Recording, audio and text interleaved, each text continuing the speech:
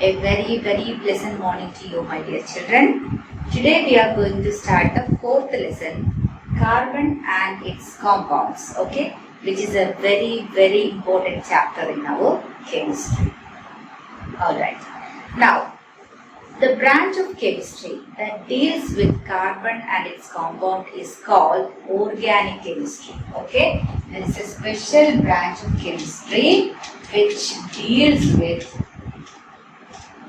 the compounds of carbon, organic chemistry, okay. So the study about carbon and its compound is called organic chemistry. There are three main branches in chemistry: inorganic chemistry, organic chemistry and physical chemistry. Organic chemistry means about carbon and its compounds. Inorganic chemistry means inorganic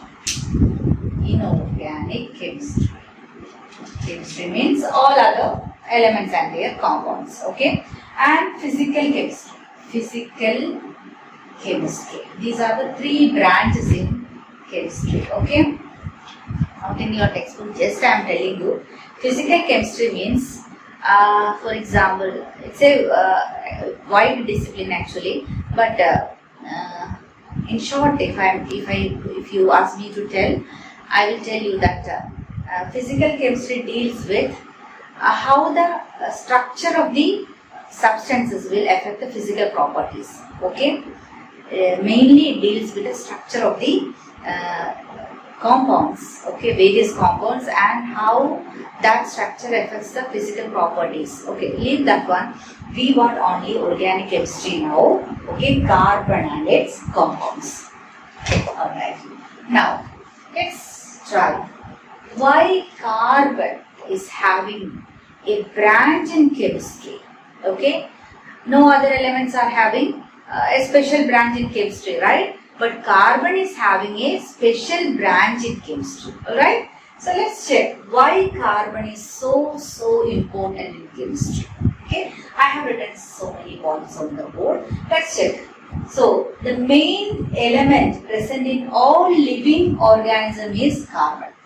So in our body or any other plant body or animal body, the main element present is carbon, okay? Now, almost all fuels, petrol, diesel, kerosene, whatever fuels you know, most of them contain carbon. Alright? Now, substances like glucose, carbohydrate, proteins, alcohol, vinegar, fats, not more, all of them contain carbon. Okay? Then, plastic also contain carbon. Then, carbon forms millions of compounds. Okay? Millions of compounds. Now, if you calculate the number of carbon compounds that we know, okay, all the non-carbon compounds and all the non-carbon compounds, if you compare, okay, the number of carbon compounds will be more compared to any other non-carbon compounds. I mean, if you calculate all the non-carbon compounds as a group and if you calculate all the carbon compound as another group, the number will be more for carbon compounds. Okay? Now that is why, due to these reasons, carbon is having a special branch in chemistry, a special position in chemistry. Okay. Now let's try to check why carbon is having this much abilities. Okay. So what is the unique nature of carbon in chemistry? The uniqueness of carbon. Uniqueness.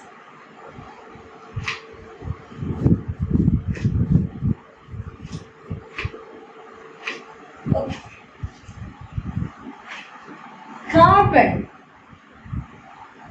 has two abilities which lead to all these properties. Okay. Now the first one is tetravalency. The first unique property of carbon is tetravalency. Okay. What is tetravalency? Let's discuss. Number one is tetravalency. Tetravalency, tetra meaning 4. Okay. We know that carbon having atomic number 6. Okay. the electronic configuration 2, 4, isn't it? Okay, so the structure of carbon is like this. Inside the nucleus 6 protons and 6 neutrons are there. So we know that number of protons and electrons will be in all atoms, it will be equal, but the number of neutrons may vary. Okay, but in carbon that is also 6. Is that clear? Don't think that the number of protons, electrons and neutrons are equal in all the atoms. Okay, but protons and electrons will be equal in all the atoms, but the number of neutrons may vary. Okay, so here in the case of carbon, 6 protons, 6 neutrons and 6 electrons, isn't it? So in the first shell, 2 electrons, and in the second shell, 4 electrons are there. Okay, 4 electrons are there. Okay, so tetravalency is there for carbon. Okay, tetravalency, valency is 4.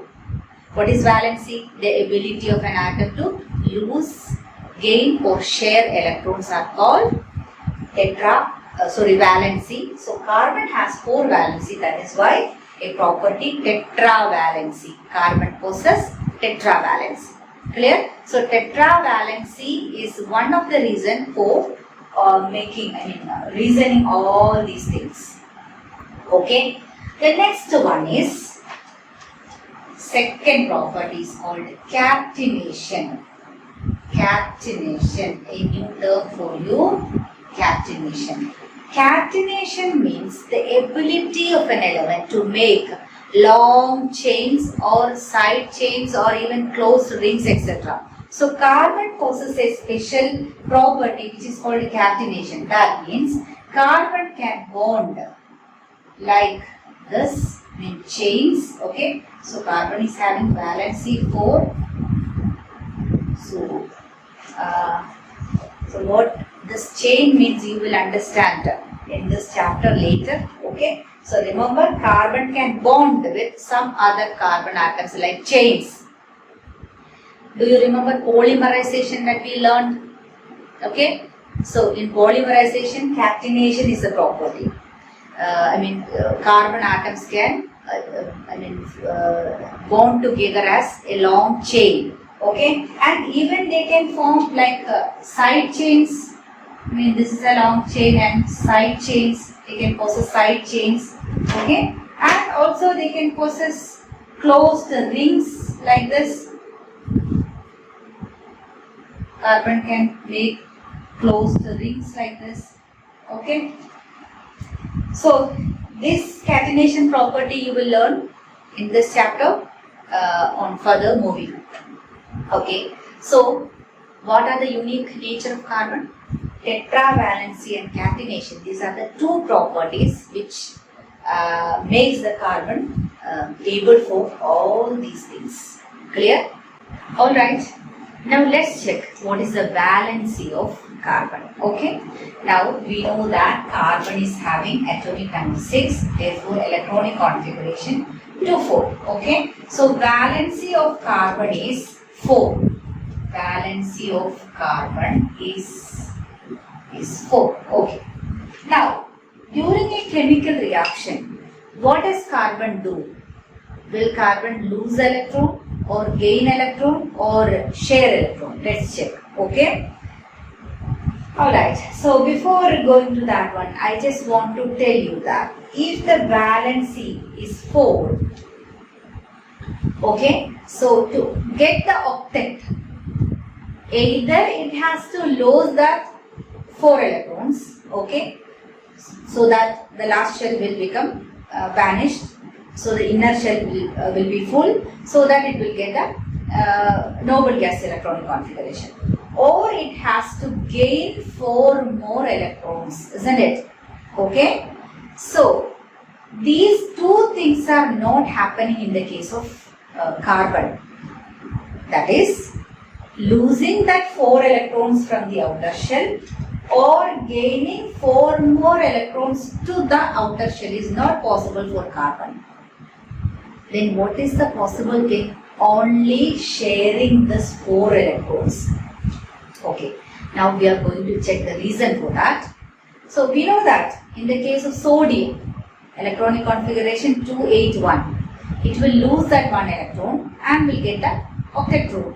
Okay, if it is oxygen 26, it will gain 2 more electrons. Okay, or in the case of chlorine, it will gain 1 more electron and fulfill the octet, isn't it? But in carbon, either it has to lose 4 electrons or gain 4 electrons to get the octet. Okay, now let's check what will happen if carbon gains 4 more electrons. Okay, so here we know that initially 6 protons are there. Okay, in carbon atom 6 protons are there. 6 protons are holding 6 electrons, isn't it? Equal. Okay, now if carbon gains 4 more electrons, what will be the number of electrons? 10 electrons, isn't it? Now number of protons are not changing. 6 protons have to attract 10 electrons. So there is a huge difference in the number, almost double, you can say, nearly to double, isn't it? Which is not possible. That means 6 protons cannot hold 10 electrons properly. Therefore, carbon C4 minus ion is not possible. Okay, so what will happen if it gains 4 more electrons? It will become C4 minus, isn't it? Okay, so minus negative ions are called anions. Okay, anions. So C4 minus anions are not possible. You understood the reason? Because 6 protons cannot hold 10 electrons properly. Okay. Now let's check what will happen if it loses 4 electrons. Okay. So here carbon electronic configuration 2,4. Suppose it is losing this 4 electrons. Okay. Now what happens? 6. You know that initially, not initially, all the time 6 protons are there holding 6 electrons, isn't it? Now carbon is a very small atom. Therefore, the force of attraction between the nucleus and the 2 shells will be very strong. Okay, so the electrons are removed one by one, isn't it? So initially 1 electron is removed, therefore it will become 3 electrons in the last shell.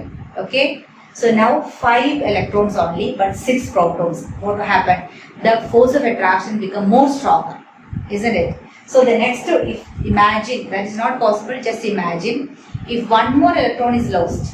So it becomes 2, 4 electrons only total held by 6 protons. Okay, so the bonding became more stronger.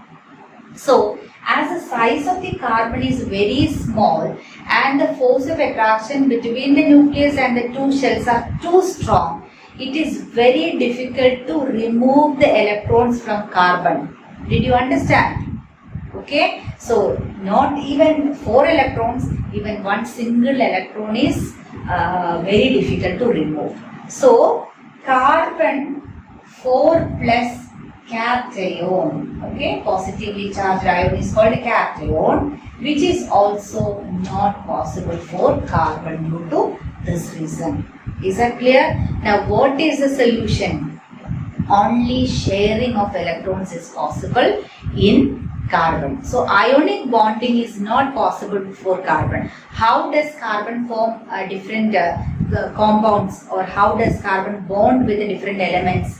By sharing of electrons. Such type of bonding is called covalent bonding. Okay, so in the coming class, in the next class, I will explain, or we will discuss about covalent bonding. So hope all of you understood why carbon is so important in chemistry, and also the unique nature of carbon, and why carbon is not forming cation or anion. Okay, so we are going to stop here today. We will continue after Onam holidays. So, wishing all of you a very happy and prosperous Onam. Thank you and have a nice day.